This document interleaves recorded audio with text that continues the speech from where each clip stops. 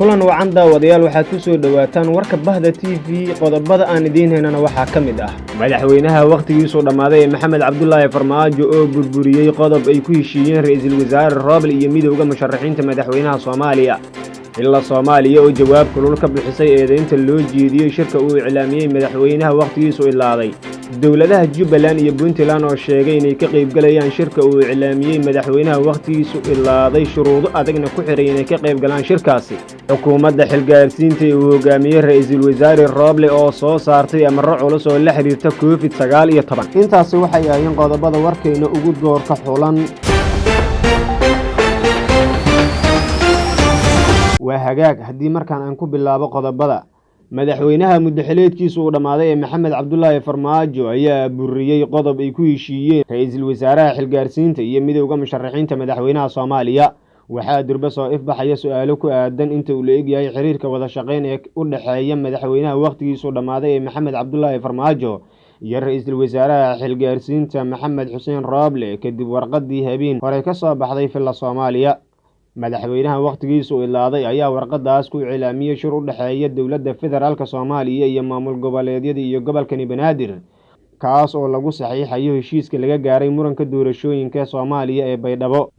qoraalka Farmaajo ayaa burinaya qodob ka mid ah 6 qodob ay ku heshiiyeen Maxamed Xuseen Roble iyo midowga musharaxiinta madaxweynaha Soomaaliya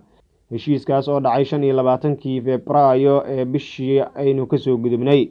qodobka uu madaxweyne Maxamed Cabdullaahi Farmaajo uu jabiyay ee ku jiray heshiiska mucaaradka iyo xukuumadda ayaa ah in mucaaradka uu ka mid yahay saamilada siyaasadeed ay ka mid noqonayaan shirka iyo go'aanada siyaasadda Soomaaliya gaar ahaan arrimaha doorashooyinka dalka iyo marxaladaha kala guurka ah mucaaradka ayaa danaysan warqadda Farmaajo iyo sida loo wiiqay rajadooda ahayd ka qaybgalka shirka lagu go'aaminayo xaaladda siyaasadeed ee dalka warka soo baxay midowga musharaxiinta madaxweynaha Soomaaliya ayaana waxa ay nasiib darro ay ku tilmaameen in madaxweynaha muddaxileedkiisu dhamaaday Maxamed Cabdullaahi Farmaajo oo si ula kaca uu xagal daacinayo wadahadallada u dhaxeeya ra'iisul wasaaraha iyo midowga kadib markii shir ballaaran ay yeesheen ra'iisul wasaaraha xilgaarsiinta iyo midowga musharaxiinta madaxweynaha Soomaaliya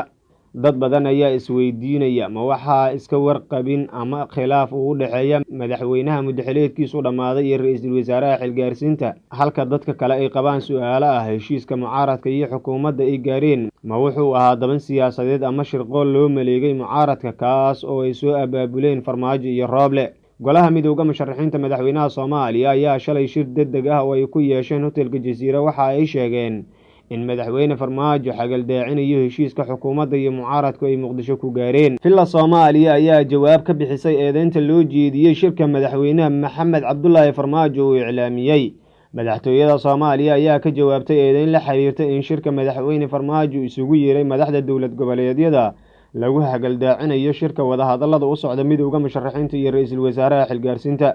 afayeenka filla Soomaaliya Cabdirashiid Xaashi oo wareysi siiyay BBC-da ayaa sheegay in ujeedku uusan ahayn carqaladeynta shirka balse arrimaha ay yihiin kuwo iskaabaya oo labada shirba ay muhiim u yihiin howlaha socodka waxa uu sheegay in ra'iisul wasaare Roble uu awood buuxda u leeyahay in cid kasta uu kala fadhiisto tabashada ay qabto isla markaana aysan jirin cid carqaladeyn karta shirka uu hogaaminayo mar wax laga weydiiyay waxa uga qorsheysan madaxweynaha haddii shirku uu baaqdo sida kii hore ayuu waxa uu ku jawaabay in marnaba uusan madaxweyne Farmaajo ka daalaynin dadaalka uu ugu jiro in dalka doorasho ay ka dhacdo sida uu sheegay hadalkan ka soo yeeray filla Soomaaliya ayaana waxa uu ku soo aadayaa iyadoo midowga musharaxiinta madaxweynaha Soomaaliya ay madaxweynaha muddaxileedkiisu dhamaaday ku eedeeyeen inuu xagal daacinayo wadahadallada u dhaxeeya iyaga iyo ra'iisul wasaaraha xukuumadda Soomaaliya maamulada Jubbaland iyo Puntland ayaa sheegay inay ka qayb galayaan shirka uu iclaamiyay madaxweynaha muddaxileedkiisu dhamaaday ee Maxamed Cabdullaahi Farmaajo madaxweynaha dawlad goboleedka Jubbaland Axmed Maxamed Islaam Axmed Madoobe ayaa qoraal kooban uu soo dhigay bartiisa Twitter-ka waxa uu kaga hadlay mowqifkiisa ku aadan shirka madaxda dawladda federaalka Soomaaliya iyo dawlad goboleedyada dalka isugu imaan doonaan magaalada caasimadda ee Muqdisho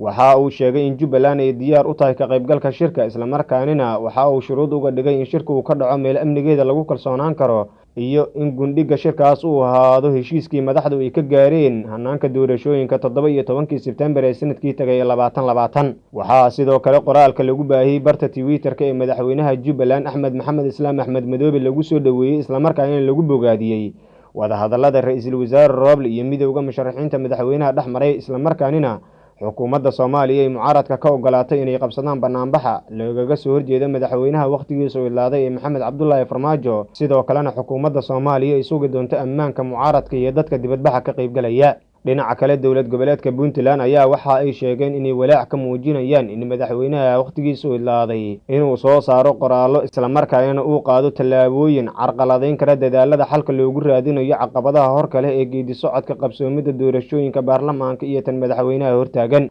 qoraalkan Puntland ka soo baxay ayaa lagu sheegay in dadaalka ra'iisul wasaaraha iyo mucaaradka ay Puntland u aragto mid gogol xaar u ah jawi ay ku qabsoomi karaan shirar wada hadallo oo ka dhaca gudaha waddanka Soomaaliya. sidoo kale waxaa qoraalka ka soo baxay Puntland lagu sheegay in dowlad goboleedka Puntland ay diyaar u tahay inay ka qayb galaan shirka xalka loogu raadinayo qabsoomida doorashooyinka kaas oo ku qotoma heshiiskii 17 Sebtembar laga gaaray hanaanka doorashooyinka.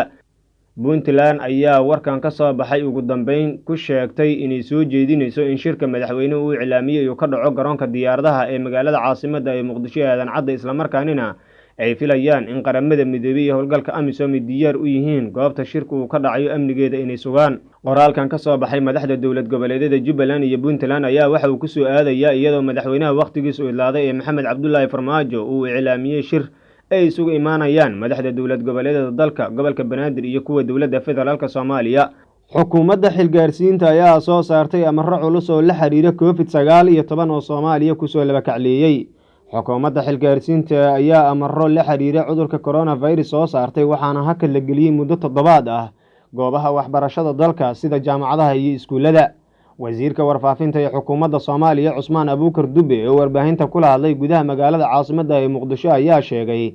in xukuumadda Soomaaliya ay go'aansatay in wixii ka dambeeya maanta oo Arbaco ah la dhimi doono isu socodka caasimadda iyo gobolada dalka. sidoo kale waxaa ku jira go'aamadan cusub in la fasaxay dhammaan shaqaalaha dawladda kuwaas oo wasiirku uu sheegay in xaafadooda ay ka soo shaqayn doonaan. sidoo kale wasiir Dube ayaa sheegay in muddo 30 cisho la mamnuucay xafladaha, aroosyada iyo goobaha caweyska ee dadka badan ay isugu yimaadaan. wasiirka ayaa si gaar ah gaadiidleyda waxa uu kula dardaarmay inay shaqaystaan laakiin ay feejignaadaan isla markaana ay dhowraan naftooda. sidoo kalena guud ahaan dadka waxaa waajib looga dhigay inay xitaan afka oo farxalka ay joogteeyaan. hadalkan ka soo yeeray xukuumadda Soomaaliya gaar ahaan wasiirka wasaaradda ee warfaafinta ee xukuumadda Soomaaliya ayaa waxa uu ku soo aadayaa iyadoo dhowaan wasiirka wasaaradda caafimaadka ee xukuumadda Soomaaliya Marwe Fawziya Abiykar Nuur ay ku talisay in guud ahaan Soomaaliya lagu soo rogo bandow. waxaa sidoo kale saakay furan goobaha waxbarasho ee ku yaala magaalada caasimadda ee Muqdisho haba ugu badnaadaan iskuulada.